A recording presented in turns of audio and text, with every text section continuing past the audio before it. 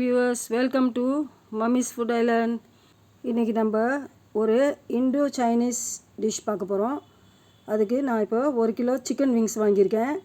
அந்த சிக்கன் விங்ஸில் இருக்கிற அந்த முனையை கட் பண்ணிடணும். இது போல் கட் பண்ணி எடுத்துகிட்டு, அந்த பீஸ் நம்மளுக்கு தேவையில்லை, இதை நம்ம வேறு எதுக்காவது யூஸ் பண்ணிக்கலாம். இப்போ இந்த பீஸை 2ஆக கட் பண்ணிக்கோங்க. இந்த 2ஆக கட் பண்ண இந்த பீஸை வச்சு தான் நம்ம இந்த டிஷ்ஷு செய்ய போகிறோம். இது போல் எல்லா சிக்கன் பீஸஸும் கட் பண்ணி எடுத்துக்கோங்க. இந்த சிக்கன் விங்ஸை நம்ம தோலோடு தான் செய்யணும். அப்போ தான் இது பார்க்குறதுக்கு அழகாகவும் இருக்கும், ருசியாகவும் இருக்கும். இந்த டிஷ்ஷோட பேர் கிளேஸ்டு சிக்கன். இந்த டிஷ்ஷை இண்டோ சைனீஸ் முறையில் எப்படி செய்யலான்னு பார்க்கலாம் வாங்க.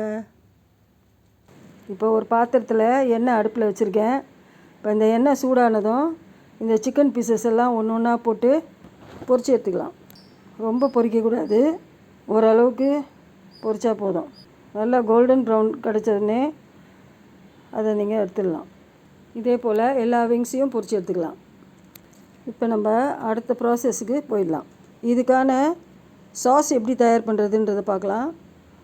இதுக்கு தேவையான பொருட்கள் 1 டேபிள் ஸ்பூன் மிளகாத்தூள், 1 டேபிள் ஸ்பூன் பெப்பர் தூள், 1 tablespoon dark soya sauce, 1 tablespoon light soya sauce, 1 tablespoon oyster sauce, 1 tablespoon tomato sauce, 2 tablespoon நாட்டு சர்க்கரை, ஒரு அரை டம்ளர் தண்ணி.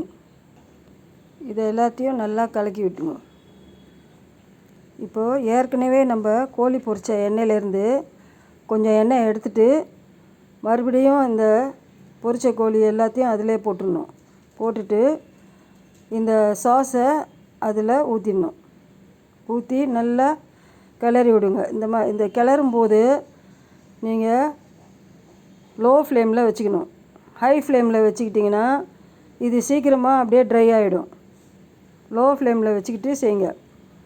எல்லாம் நல்லா பொரிஞ்ச பிற்பாடு மறுபடியும் 1 tablespoon oyster sauce, 1 tablespoon light soya sauce, இது ரெண்டுத்தையும் போட்டு நல்லா கிளறி விடுங்க. இப்போது இந்த சாஸ் எல்லாம் அந்த சிக்கனில் நல்லா ஏறிடும். எண்ணெய் தனியாகவும் சிக்கன் தனியாகவும் செப்பரேட் ஆகி வரும்போது இதை நீங்கள் எடுத்துடலாம்.